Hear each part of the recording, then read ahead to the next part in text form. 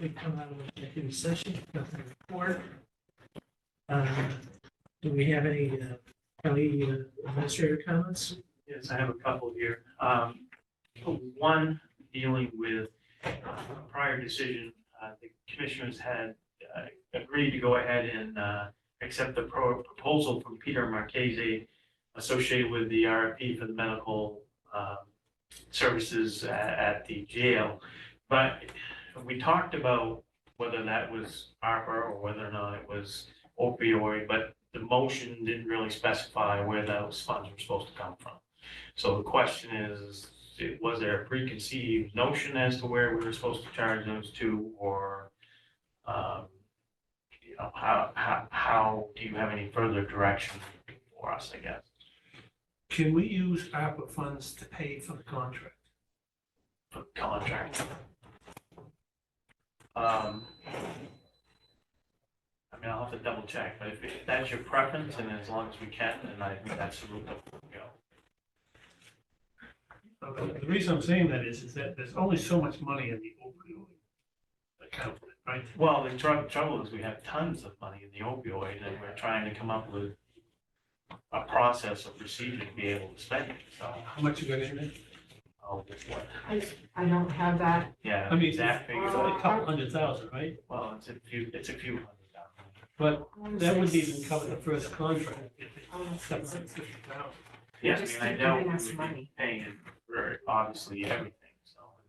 Well, my point is that if we can't use ARPA funds to pay for the contract, that we should reserve the opioid. I can't say that word. The drug money, we should reserve that for the contract. So we should pay Peter out of the ARPA funds. That gives me the guidance, I think. Well, that's my opinion. That's right. So charge the dollar for them. I thought it had been agreed. I'm not 100% sure on what you're talking about, so I thought it had been agreed that we could use the opioid funds for legal fees. Well, So- we probably can, but I'm just saying that if we can use ARPA funds You'd rather for the reserve. reserve all the opioid. Okay. So if they're allowed to use that, so we'll double check both of those, but if they're allowed, then we charge it to that. Submit it for that grant reimbursement versus taking it out of the agreement. But if we can't use ARPA, then obviously by default, it would presumably, because obviously there is a component of that RFP and medical services tying back into what we're trying to accomplish with the RFP and compliance as well as what the, and jail administrator seems to think that opinion from the Attorney General's office, the individual there, covers that, but I mean, we can look at it both ways, but it's, you're basically saying ARPA, opioid, whatever's legal, basically, whatever we can use to cover that cost, so, is that correct? Yes, for me. Second one then, just to bring to your attention, so there has been, and apparently it's now been filed and they're looking to make service, but the ACLU is involved with a lawsuit right now. And essentially through almost like a class action, they're trying to bring other parties into it. So all 16 county sheriffs have been included in this lawsuit that they're filing, and I'm eager to serve a copy of that lawsuit. We had consulted, along with other communities, had consulted with our insurance provider, because traditionally that's kind of usually what happens.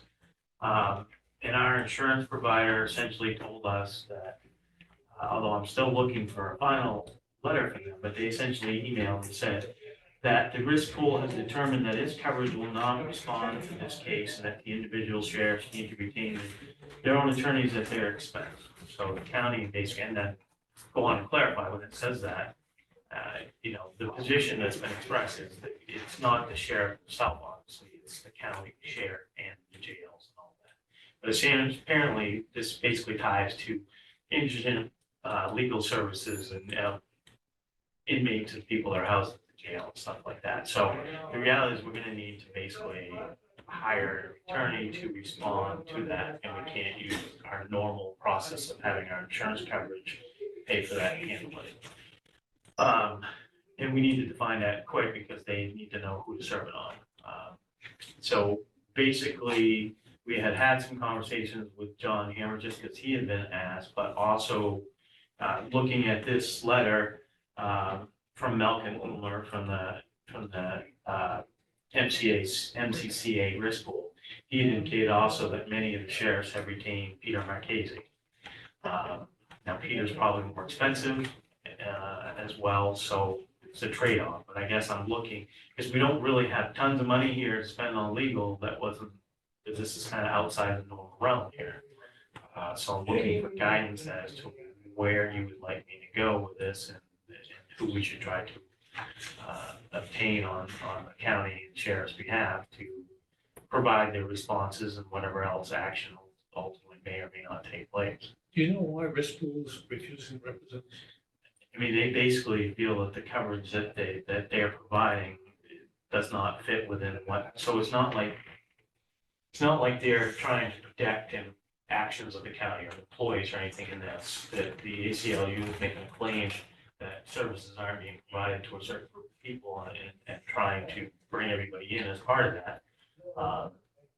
But as I understood it, the insurance company is basically saying this isn't part of what we insure you for, basically.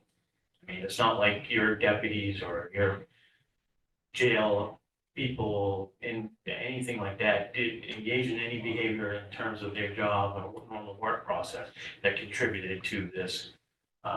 So it's not like a case that they're trying to defend or anything like that, or the policies. Well, I don't understand the class action part of it though, because class action is when you have multiple plaintiffs against one defendant.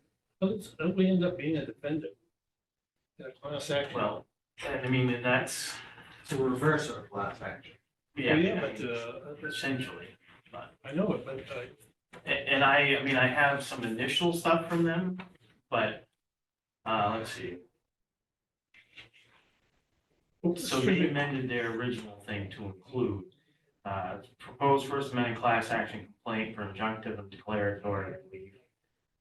And then they went on to say proposed First Amendment class action complaint. So they have Andrew, well, they complain it anyway, and then they have the Maine Commission on Indigent Legal Services et al. So they have gone back and filed paperwork, as I understand it, to try to include other people into that. well, Peter represents other counties on this already. That's what Malcolm Ulmer indicated, that other, because each county's gotta make their own decision. Other counties are hiring for the same thing. Well, Peter is obviously going to be more expensive, but the difference is that the research he does for one county, serves us all. And so it could be that, I think it would be a lot cheaper, to be honest, because you're representing multiple defendants. right, and his research does it once, serves everybody, so. All right, so if you want me to proceed that way, we can notify the sheriff that the county is going with Peter Marchese and notify Peter, assuming he's willing to take us on as a client, so we'd have to confirm that first.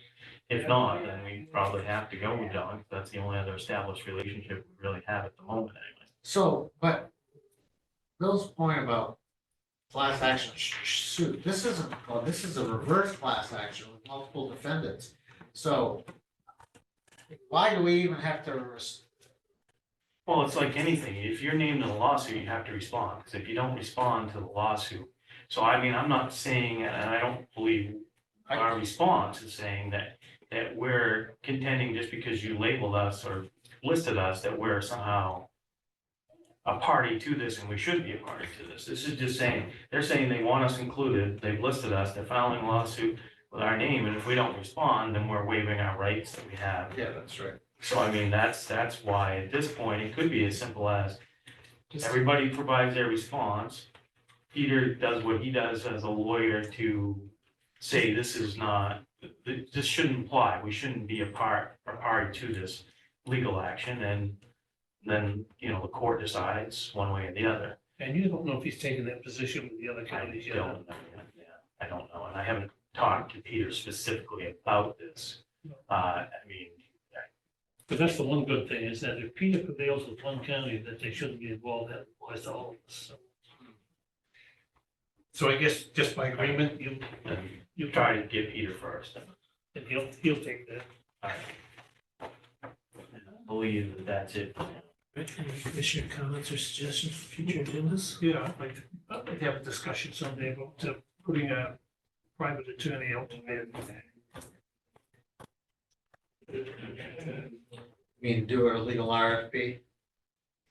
Yeah, basically. Well, I don't know how you do that with attorney firms, but I'd like You to do an look RFP, done all the time. for an attorney. Yeah, farm attorney, so we have to develop the.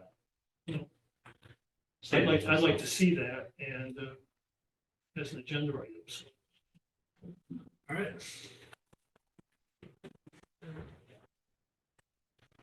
All right. Move to adjourn. Second, All those in favor? Aye.